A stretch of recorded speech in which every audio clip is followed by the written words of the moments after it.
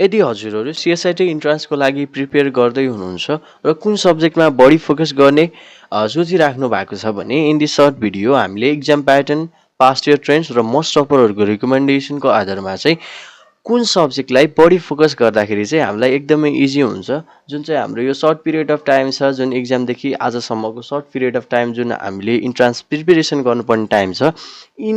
यो टाइम बिचमा हामीले कुन चाहिँ सब्जेक्टलाई अलिक बढी फोकस गर्दाखेरि हामीलाई फाइदा हुन्छ, धेरैभन्दा धेरै मार्क्स ल्याउन सक्छौँ र हामीले इन्ट्रान्स क्र्याक गर्न सक्छौँ भन्ने कुरा चाहिँ आज हामीले यो सर्ट भिडियोमा चाहिँ डिस्कस गर्नेछौँ है। हजुरहरूलाई थाहा छ होला हाम्रो जुन सिएसआइटी इन्ट्रान्सको लागि हामीले गिभन 5 सब्जेक्ट्सहरू जुन हाम्रो मैले तल लेखेको 5 सब्जेक्ट्स हरूबाट चाहिँ हाम्रो टोटल 100 मार्क्सको इक्जाम आउँछ, 100 फुल मार्क्स 100 मार्क्सको इक्जाम आउँछ, जसमा चाहिँ 25 marks physics, 25 marks chemistry, 25 marks mathematics र 15 मार्क्स इङ्ग्लिस र 10 मार्क्सको कम्प्युटर रिलेटेड क्वेसन्सहरू आउँछ।